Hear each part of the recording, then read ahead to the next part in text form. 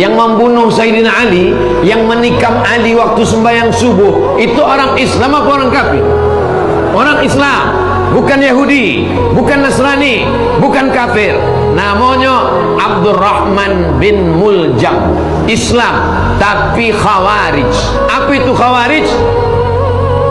Asal berbeda dengan inya, makanya memusuhi. Inilah cikal bakal, asal embrio, dasar bibit benih-benih radikalisme.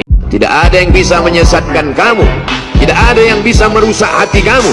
Kalau hati kamu hidup, menghidupkan hati adalah dengan zikir. Setan akan terus datang, depan, belakang, kanan, kiri, atas, bawah, dalam, luar. Sampai kapan kami berzikir? Kami sudah capek, kami sudah lelah, kami sudah penat. Kapan kami berhenti berzikir? Nanti ketika roh sudah keluar dari jasad, berhentilah berzikir. Kapan itu? Mati. Orang yang terkena musibah itu tiga. Yang pertama, Allah ingin menghapus dosanya. Yang kedua, Allah ingin memberikan dia balasan pahala yang lebih besar daripada haji, lebih besar daripada umrah, lebih besar daripada jihad. Apa itu? Sabar. Nih, anak keguguran 3 bulan 10 hari, sabar. Maka Allah berikan balasan. Apa balasan ibu yang sabar keguguran? Innama yuwaffas sabiruna ajrahum bighairi hisab. Allah berikan balasan bighairi hisab, unlimited edition.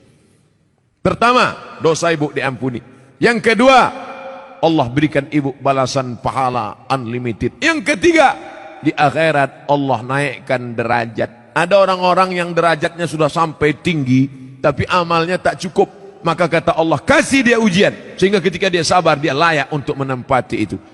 Untuk kalian yang sedang jatuh, hancur dan terpuruk dalam menjalani takdir Allah, ingat 2 hal ini. Yang pertama, takdir Allah selalu indah, meski kadang butuh air mata untuk menerimanya. Yang kedua, kau ridho ataupun tidak, takdir Allah akan tetap terjadi. Bedanya, jika kau ridho, kau dapat pahala, juga mulia di sisinya. Namun jika tidak, maka tak hanya berdosa, kau juga amat hina baginya. Sebarkan motivasi ini ke siapapun yang kalian kenal. Bisa jadi mereka sedang membutuhkannya.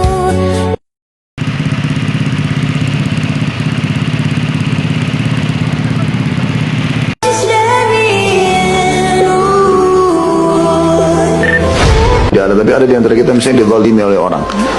Lalu kita lihat orang tersebut, kok dia menzalimi kita tapi enak-enak saja, masih hidup, Allah belum hukum. Kenapa ya? Sebenarnya bukan Allah tidak menghukumnya, Allah menerlambatkan siksaannya yang akan lebih berat bagi dia nanti di akhirat.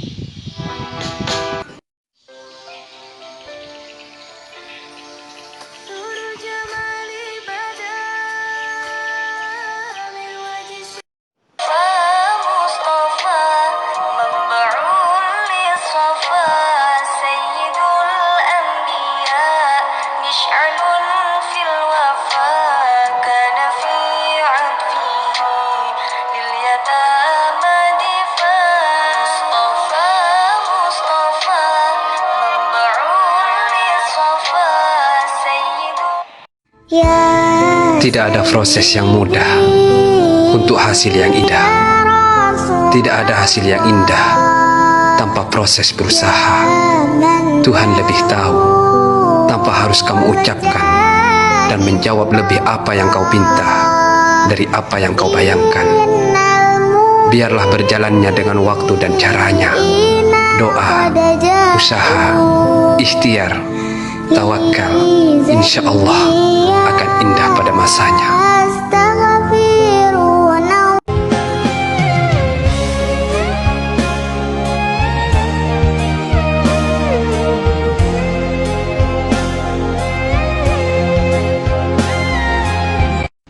Ada yang beramal di malam nisfu Sya'ban baca Yasin 3 kali. antara maghrib dan isya. Doa. Apakah ini boleh? Amalannya bebas. Tadi disebutkan mereka baca Quran. Aslinya baca Quran. Kalau ada yang mau baca Quran khatam nanti malam, bagus. Tak sanggup dia baca Quran, dibacanya hatinya Al-Quran, Yasin. Hatinya Quran, Yasin. Saya hatinya Quran tak sanggup Pak Ustaz, Ummul Quran aja lah, Al-Fatihah. Itulah jurus paling ringan, Ummul Quran, induknya Al-Quran. Paham pula dia menjelaskan ini. Kamu hatinya, saya induknya, hebat induk lagi. Al-Fatihah. Yang paling bagus Atam Quran. Apa hukum orang baca Quran berdoa? Baca Quran berdoa boleh. Itu namanya bertawassul dengan Quran. Kalau saya diminta berdoa, Pak Ustaz tolong doa, baca dulu Fatihah. Bertawassul dengan Al-Fatihah. Bertawassul kepada Allah, ya ayyuhallazina amanu taqullah, bertakwalah kepada Allah, wabtaghu ilaihil wasilah, bertawassullah. Dengan bacaan surat Yasin ini mudah-mudahan dimudahkanlah segala urusan. Mana dalilnya baca surat Yasin urusan dimudahkan? Mana dalilnya? Buka tafsir Ibnu Katsir, muqaddimah surat Yasin. Kata Imam Abul Fida Ismail Ibnu Katsir, setiap perkara yang sulit kalau dibacakan Yasin, maka Allah memudahkannya. Itu imam ahli hadis, bukan ahli hadas itu. Abul Fida Ismail Ibnu Katsir. Jangan bilang ini kata Abdul Somad. Buka tafsir Ibnu Katsir. Saya anjurkan Bapak Ibu beli tafsir Ibnu Katsir, karena ini tafsir yang paling selamat dari Israiliyat. Sudah terjemah bahasa Indonesia. Tafsir Ibnu Katsir adalah tafsir yang paling bagus, karena dia ditulis oleh ulama ahli hadis, Imam Abul Fida Ismail Ibnu Katsir, abad ke-7 ke-8 Hijrah. Mazhabnya Syafi'i.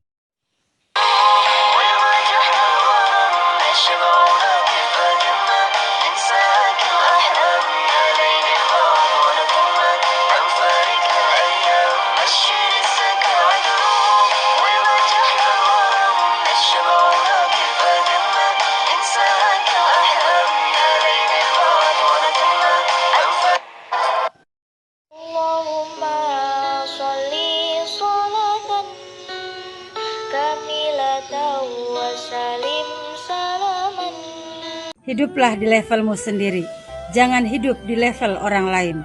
Karena banyak sekali orang yang tidak bisa mengukur diri. Ingat, orang yang bersyukur itu pasti bahagia. Karena bagi mereka bukan mewahnya, tetapi berkahnya. Hidup adalah berani mengambil resiko pilihan. Ini adalah pilihan yang diberikan Allah Subhanahu wa ta'ala. Menjadi pohon yang tinggi, maka siap diterpa angin yang kencang. Menjadi rumput yang rendah, maka kau akan dipijak orang. Tentukanlah pilihan, di situ ada kekuatan. Ketika kamu meminta kepada Allah, ingin dijadikan manusia yang kuat, Allah malah menghadirkan kamu kesedihan dan air mata. Dan saat kamu meminta sabar, Allah malah mengujimu dengan rasa sakit. Dan bila kamu meminta keikhlasan, sebaliknya kamu akan mengalami rasa kehilangan. Ingat, Allah selalu punya cara untuk menjadikan kamu manusia yang luar biasa.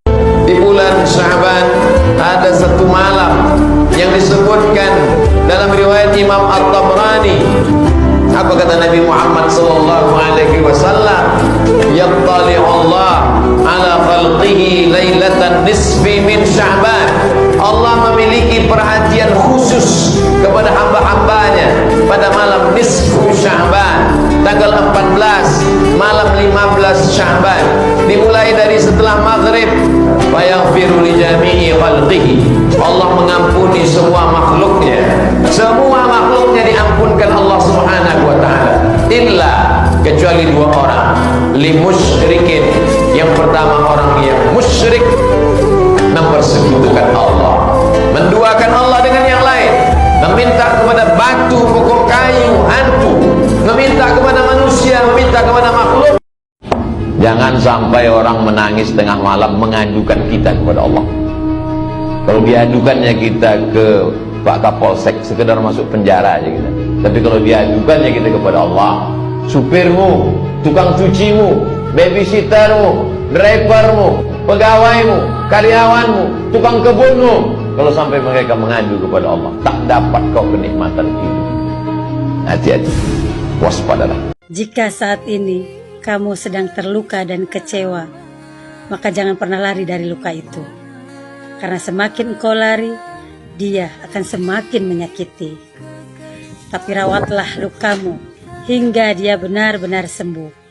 Dan yakinlah bahwa Allah tidak pernah merancang sebuah takdir untuk menghancurkan manusia. Selalu saja ada hikmah dan pelajaran di balik sebuah peristiwa. Bukankah pelangi itu akan muncul setelah hujan dan badai berlalu? Saya tuh kenapa seringkali haru? Karena saya seringkali menemukan orang-orang yang sering dipandang rendah dalam status dunianya. Hanya karena terlihat hartanya kurang. Hanya karena terlihat status sosial kedudukannya itu rendah. Tapi Masya Allah, mereka begitu bahagia, yakin dengan akhirat. Mereka merasakan hidupnya sementara. Ternyata bapaknya ahli Quran, ibunya istrinya hafal 7 riwayat, anaknya para pengajian. Tuh kalau nerima 500.000 sebulan itu, bilang komennya Pak, Masya Allah, Abi pulang tuh bawa uang banyak sekali. Kok kenapa Anda bawa 5 juta ke rumah tuh nggak cukup-cukup? Apa yang salah gitu?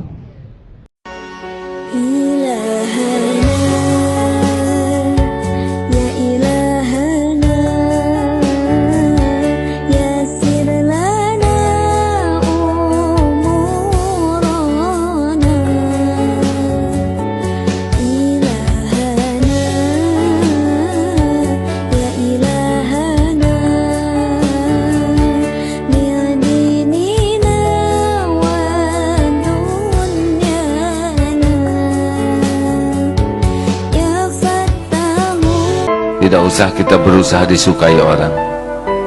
Tidak perlu. Berusahalah disukai Allah. Dan kita tidak perlu berusaha keras dicintai orang. Karena yang membulak-balik hati itu adalah Allah. Satu. Jadi kalau ada orang yang sudah diarahkan pada kebaikan belum tergerak, itu cuma 2 penyebabnya. Satu, maksiat. Kedua, dunia yang berlebihan. Hubbud dunia, dunia yang berlebihan. Yang kedua, kalau sudah masuk ke perut harta yang tidak halal itu, maka nanti akan menghijab kolbu, sehingga apa yang dimohonkan kepada Allah berupa kebaikan terkadang tidak langsung sampai ke dalam kolbunya. Contoh begini, ini gambarkan aja ya. Biasanya saya kalau ada taklim tuh suka disimpan gelas isinya air di depan tuh. Ini contoh ya. Contoh aja, contoh. Apa saya gambar aja gitu ya? Oh. Ini lebih mudahnya gini. Biasanya sih gelas isinya air. Cuma ini gambarkan aja gini, bayangkan. Halo? Mana panitia gelas?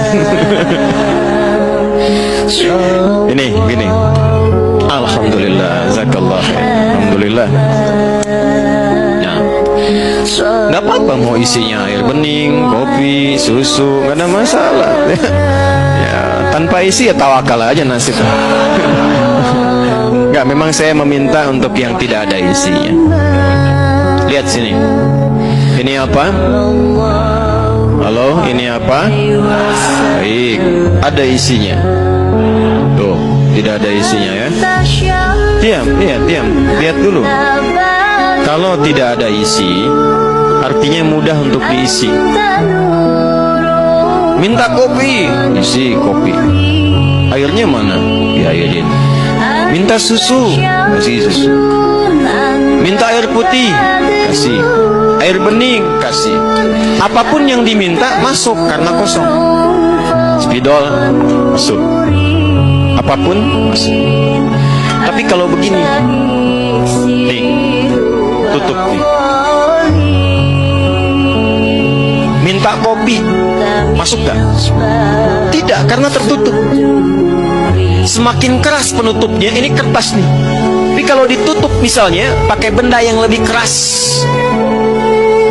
ini kalau kita masukkan air, jadi lebih halus, terbuka ada lubangnya, masuk airnya. Masih tipis sekatnya. Tapi kalau sekat penutupnya keras, dimasukkan apapun susah. Nah, sifat doa itu kalau dimintakan itu sifat dasarnya dikabulkan. Dalilnya Al-Baqarah ayat 186. Wa idza sa'alaka 'ibadi 'anni fa inni qarib ujibu da'watad da'i idza da'an. Dalil yang lain, wa qala rabbukum ud'uni astajib. Jadi doa itu kalau diminta, sifatnya diminta itu pasti dikabul.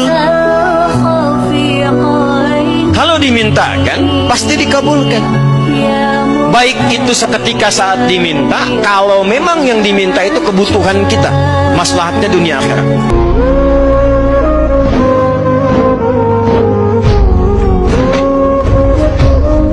Orang kalau cinta hanya niatnya mendapat pujian, hanya niatnya mendapat kesenangan dunia, ini cintanya yang kemarin saya bilang kalau cinta sudah terlanjur air comberan rasanya bajigur.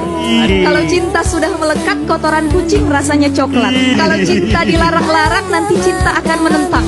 Kalau cinta ditentang-tentang nanti cinta main belakang. Masya Allah. Jadi itu cinta karena manusia. Kalau cinta karena Allah adalah selalu mengingatkan wa tawassau bil haqqi wa tawassau bis sabr.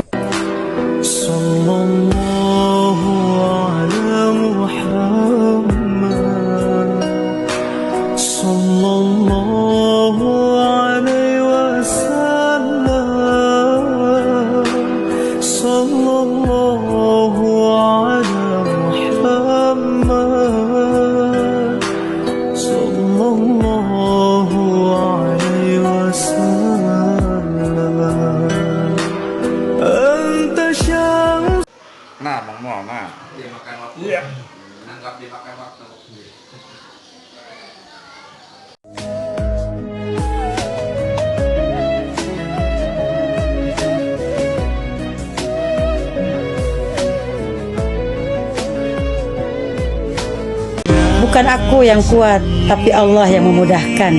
Bukan aku yang mampu, tapi Allah yang menolong. Bukan aku yang pintar, tapi Allah yang memberi pemahaman. Tanpa Allah, aku bukan siapa-siapa, tidak bisa apa-apa, dan tidak tahu apa-apa. Barakallah. Tetap santai meski realitas sedang terbantai. Tidak perlu buru-buru dalam menggapai sesuatu. Bismillah aja, semoga ada jalannya.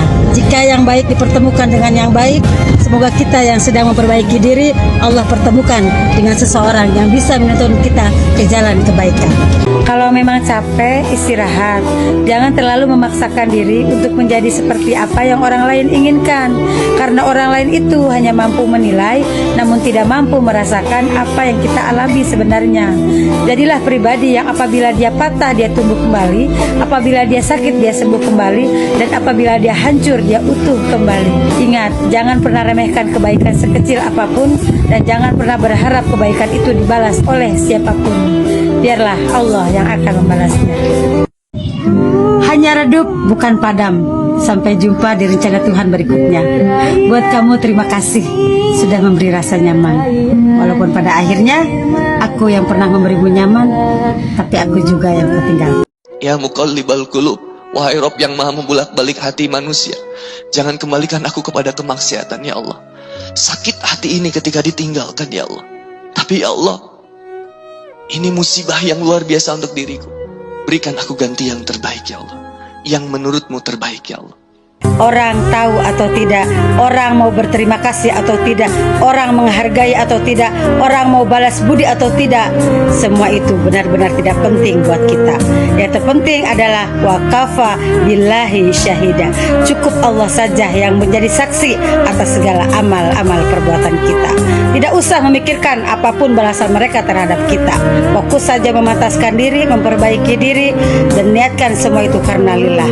Insya Allah dengan lillah semua akan menjadi berkah. Ketika Anda sudah tidak menemukan pilihan lain selain daripada sabar, Anda harus bersyukur. Alhamdulillah, pertolongan Allah itu nyata. Dan ketika engkau sudah tidak berharap kepada manusia, engkau sudah tidak menemukan titik temu dalam setiap permasalahanmu, ingat, Allah bisa menyelesaikan masalahmu. Tidak ada sesuatu yang mustahil bagi Allah. Ketika engkau sudah meminta kepada Allah bersungguh-sungguh, ingat, yang bisa merubah takdir daripada kehidupanmu adalah doamu serta usahamu. Berusahalah pasrah, penuh dengan keikhlasan, terima dengan ridho segala sesuatu yang Allah berikan, meskipun perih ataupun pahit, karena kadang Allah memberikan kesakitan untuk sebuah kebahagiaan.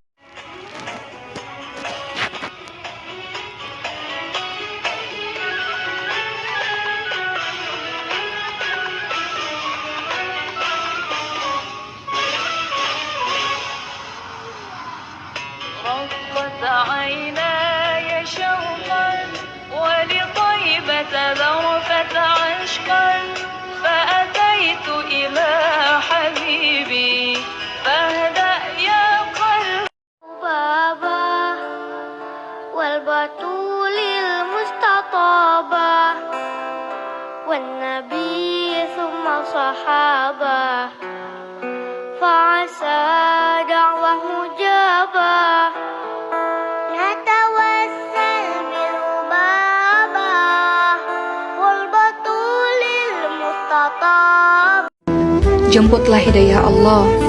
Sampai kapan kau hidup seperti ini? Hidup jauh daripada Allah Subhanahu wa ta'ala. Apa yang kau dapat? Kebahagiaan? Jujurlah pada dirimu sendiri. Apakah kebahagiaan yang betul-betul bahagia atau kebahagiaan yang semu?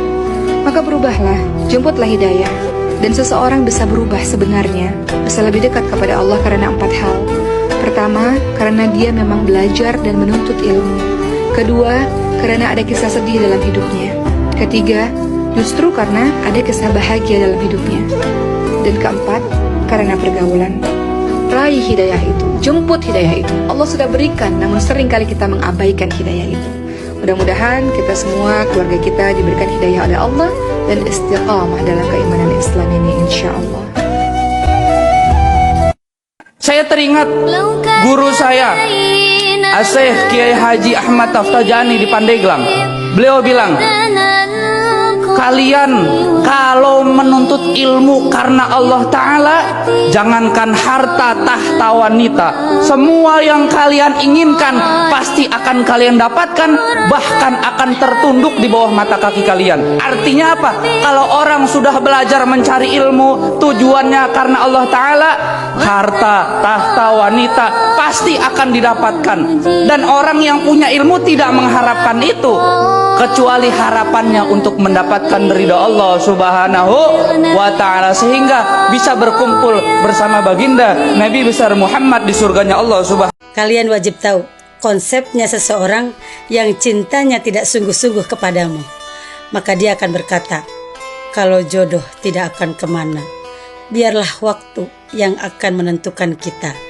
Padahal Sayyidina Ali bin Abi Thalib berkata, cinta itu tidak bisa dinanti-nanti.